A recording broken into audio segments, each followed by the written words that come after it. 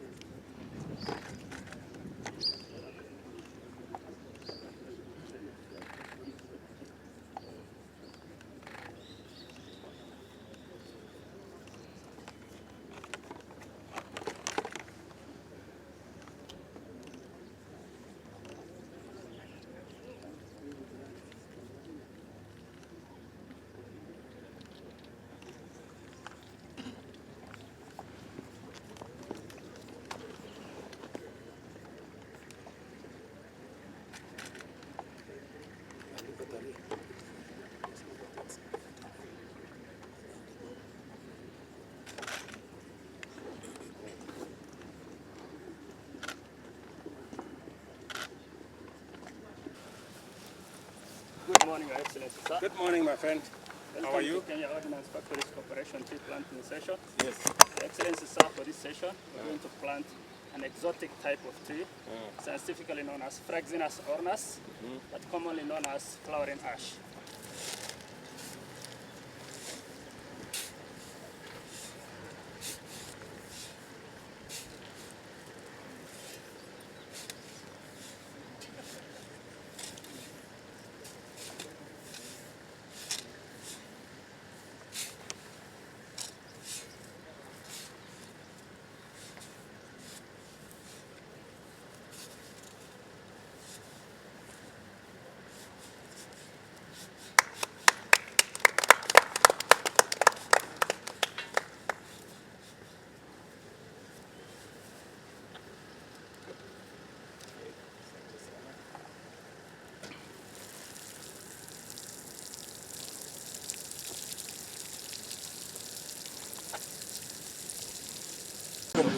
Salama sana.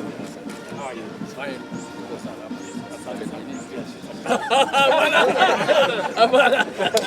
Good morning. I know I'm labda hii nywele nyeupe labda. Thank you very much.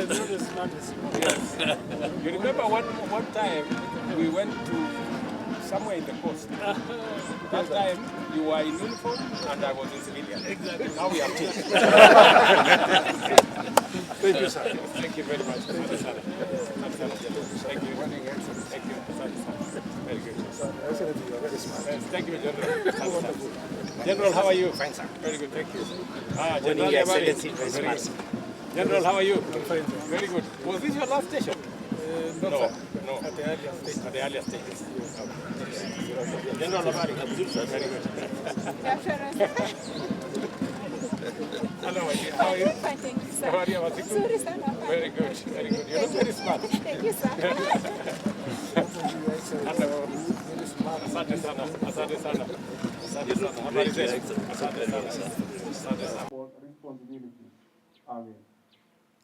Kwa heshima naomba tuvae kofia zetu.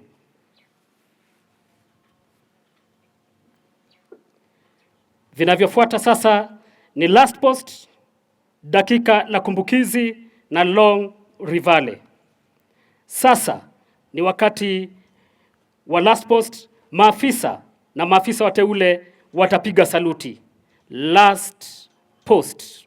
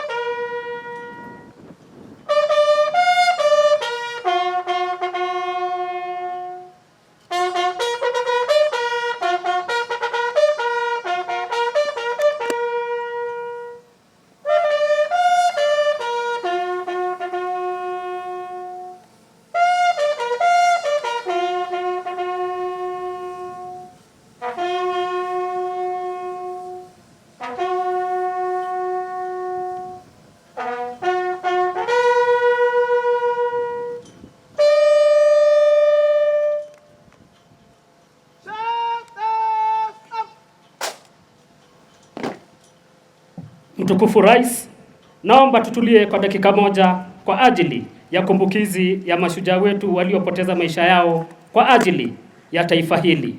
Na dakika moja inaanza sasa hivi.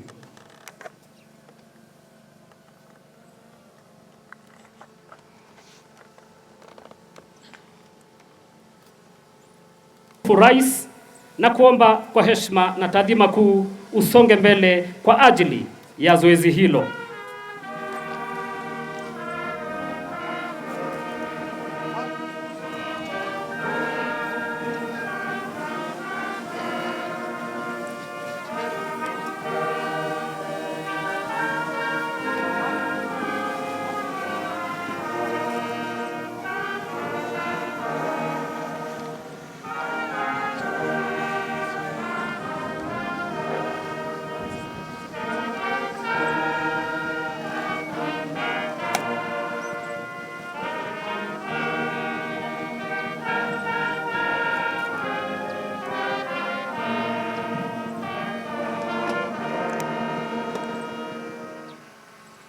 Shada la pili litawekwa naye Bi Rashid Sheikh, mwakilishi wa familia zetu.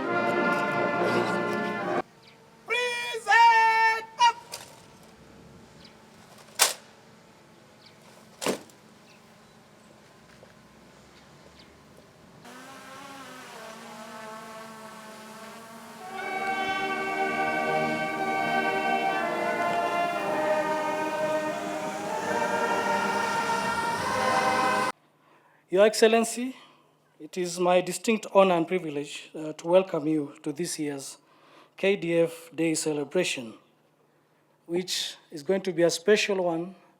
Today, you have joined us, adorned in your official Commander-in-Chief regalia, and we really appreciate. Na hakika askari wote wamefurahia. Mmefurahia? Askari wote mmefurahia? So, Your Excellency, this day, other than us giving an opportunity to reflect on our past, present, and future aspiration, it is critically about honoring our fallen heroes and those that have paid the ultimate price and sacrifice in the service of their country, plus the families that they leave behind. The gallant men and women who paid this price in defense of our republic deserve this commemoration. Their courage, sacrifice, and devotion to duty continue to inspire all of us that wear the uniform.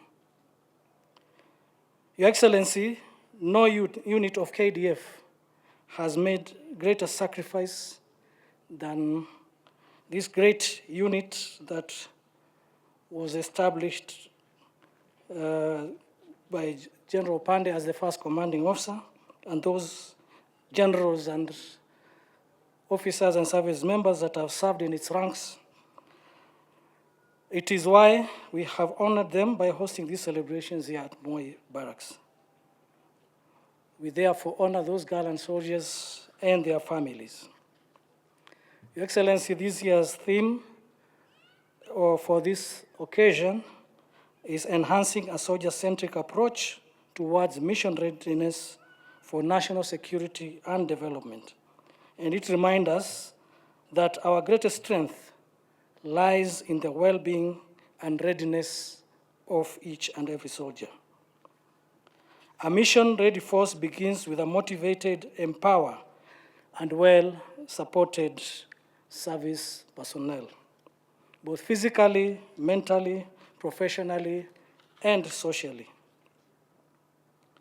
Your Excellency, as we mark this day, we express our sincere appreciation to you and to your government for the unwavering support extended to the Kenya Defence Forces in many ways, but I pick out equipment modernization, housing, and medical services as the critical pathways to our mission readiness, which you have supported us very, very generously. These interventions will significantly enhance our operational capability, improve welfare, and strengthen morale across all ranks. Your Excellency, KDF remains firmly focused on its core mandate, that is defending and protecting sovereignty and territorial integrity of this republic. In today's complex and dynamic security environment, we continue to strengthen adopting multi-agency approach to national security operations and nation building, working closely with other institutions of government to safeguard our country, contribute to peace, prosperity, and development. To this end, I wish to recognize the civilian arm of the ministry, headed by our Chief of Defense Forces, Honorable Saipan Tuya, the PS, and the entire component, that are our key bridge to government and other agencies, and also ensuring that every policy direction is followed through and implemented through us. Ladies and gentlemen, the Kenya Defence Forces now stand as a pivotal crossroads in history. The world around us is transforming, from cyber warfare and terrorism to violent extremism, climate-driven security risks, and transnational organized crime around us. Closer home, we continue to guard our borders, protect our seas, and confront threats to our peace and stability. In all this, the Kenya Defence Forces have shown exemplary mission readiness. Through operations such as Linda Nchi, contributions to the Africa Union Transition Mission in Somalia, and the humanitarian assistance across our counties during national disasters, our officers have demonstrated that readiness is not confined to the battlefield. It also extends to every sphere where the safety and dignity of Kenyans are at stake. Our approach must therefore remain dynamic by strengthening intelligence gathering, fostering interagency collaboration, and investing in rapid deployment capabilities. Distinguished guests, security and development are two sides of the same coin. Without security, there can be no sustainable development. And without development, insecurity finds fertile ground. The KDF, through their discipline and professionalism, continues to contribute immensely to our national development agenda. Fellow citizens, the story of KDF is the story of what is possible when Kenyans choose excellence over average, service over selfishness, and courage over comfort. The transformation of our nation depends on this very spirit, willingness to think big, to believe in our own potential, and to reject the limits of the ordinary. I have said it before, I repeat it here today again, that we must reject mediocrity in all its forms. We must aim higher, work harder, and serve better. We must settle for nothing less than the very best. Kenya Defence Forces are our heroes and patriots who continue to serve our beloved country with unmatched efficiency, discipline, and commitment. The KDF has remained a shining symbol of professionalism and integrity, not only in protecting our sovereignty, but also in driving the very transformation of our nation. Across Kenya, the fingerprints of the KDF are everywhere. You have built roads that connect communities and open new frontiers of opportunity. You have supported the construction of hospitals and schools that give life and hope to our people. You have played a pivotal role in iconic infrastructure projects such as Talanda Stadium, embodying our belief in talent, excellence, and national pride. In the North Rift, your courage and discipline have restored peace and order, allowing families and businesses to thrive once again. Our soldiers have also been instrumental in disaster response, medical outreaches, and environmental conservation efforts, such as tree planting, all of which strengthen our national resilience and defense. We shall continue to harness the skills and expertise of the Kenya Defense Forces in nation-building projects, whether in housing, manufacturing, innovation, or national infrastructure. And I'm very proud that finally we will have the Ulinzi Construction Company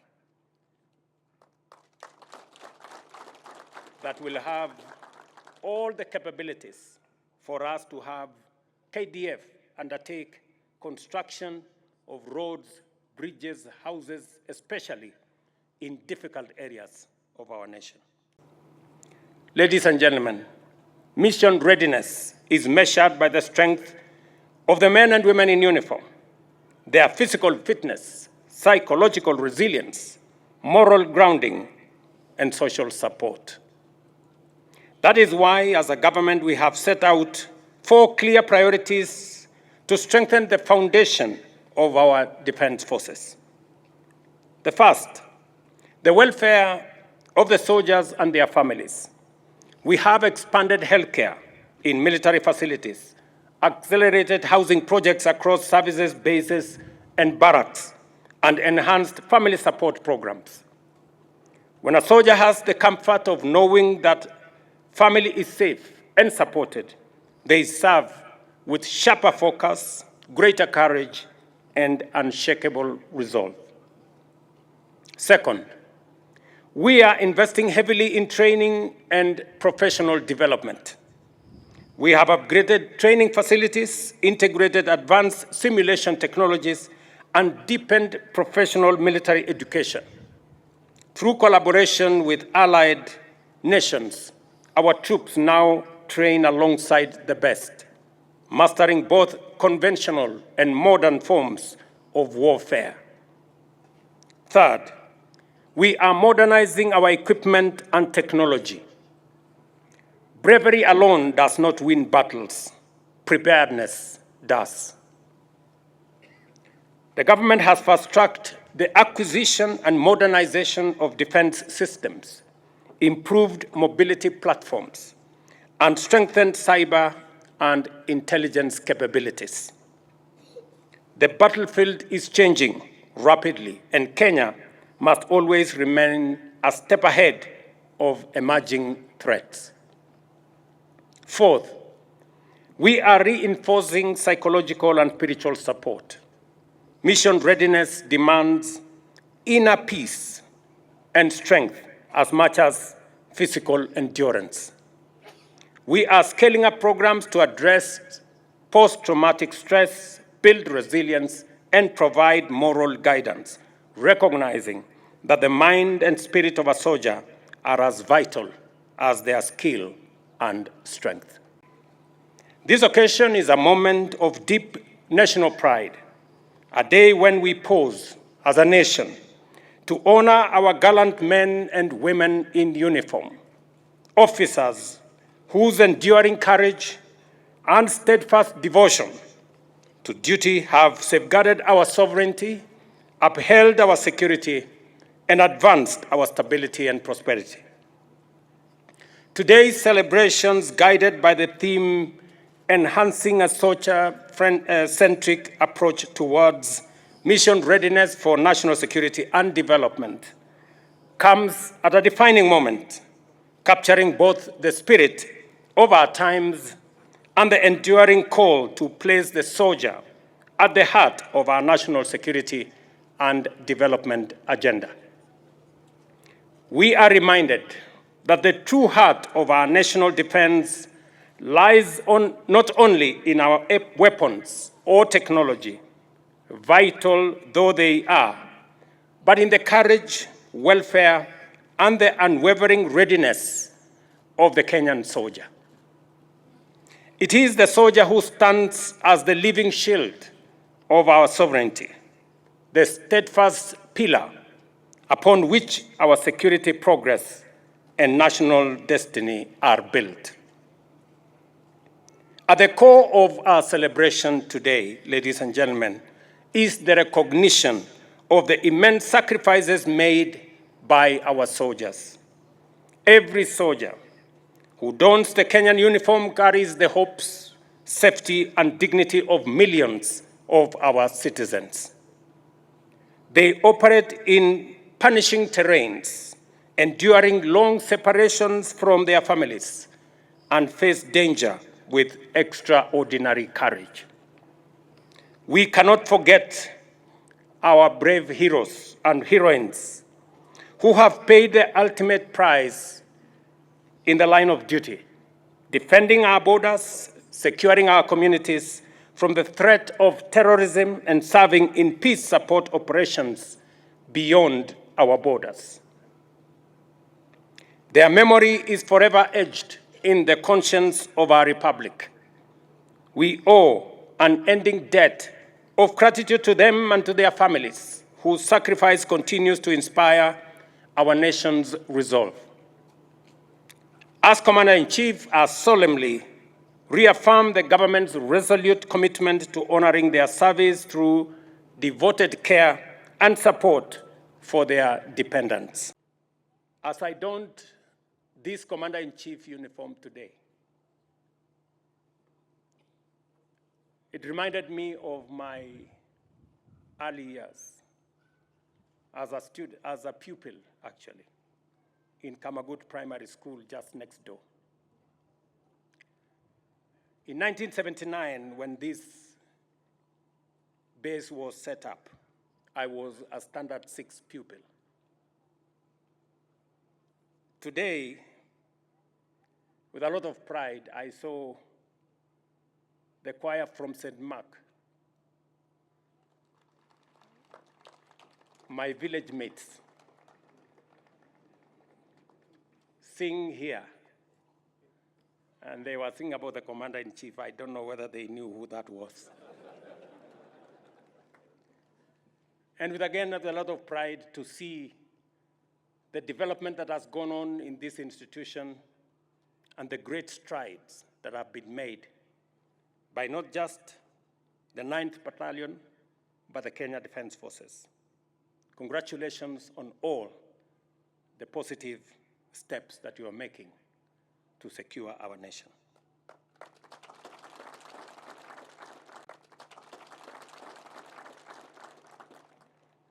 Once upon a time, I watched as a pupil, as there was training of soldiers around this compound. We saw them carry huge logs on their shoulders, go through waters. Today, I take pride that Kenya is making steps, positive steps. Ladies and gentlemen, the soldiers' mission is not theirs alone. It is ours collectively as a nation. Every citizen has a role in safeguarding peace and stability. Communities must work with our security agencies to identify and report threats. Civil institutions must complement military efforts through dialogue, education, and economic empowerment. Political leaders must guard against divisive rhetoric and instead strengthen national unity. Today, I call upon every Kenyan to stand firmly behind the Kenya Defense Forces. Let us accord them the respect, cooperation, and gratitude they so richly deserve. As we celebrate this year's KDF Day, let us remember that at the center of our national defense stands the soldier, courageous, resilient, and devoted. Our collective commitment as government and citizens is to ensure that every soldier is trained, equipped, supported, and honored. To every member of the Kenya Defence Forces, I say this: you are the shield and sword of our republic. You carry the hopes of generations, the pride of our people, and the dignity of our flag.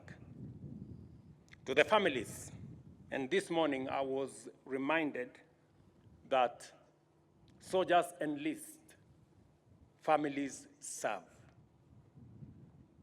To the families of our distinguished soldiers, therefore, receive our deepest gratitude for supporting these brave warriors throughout their journey of service to the nation and to humanity. I thank you all. Have a great KDF Day. Regional and international partners strengthen our interoperability and enhance intelligence gathering. These partnerships not only improve our mission readiness, but also elevate Kenya's role as a responsible and respected member of the international community. As President and Commander-in-Chief, I am proud of what you have achieved, not only because you serve with honor, but also because your work gives life to the government's vision of a transformed and prosperous Kenya. You are builders of the Kenya we dream of, a Kenya that is modern, united, secure, and full of possibility. To the men and women of the Kenya Defence Forces, your patriotism, discipline, and professionalism inspired this great republic. You remind us that Kenya's destiny will not be achieved by half measures, but by total dedication to duty and to one another. As I said, we must believe in God, we must believe in ourselves, and we must believe in our country. It is the ingredients that will inspire us to move this nation from a third world country to a first world country in our lifetime.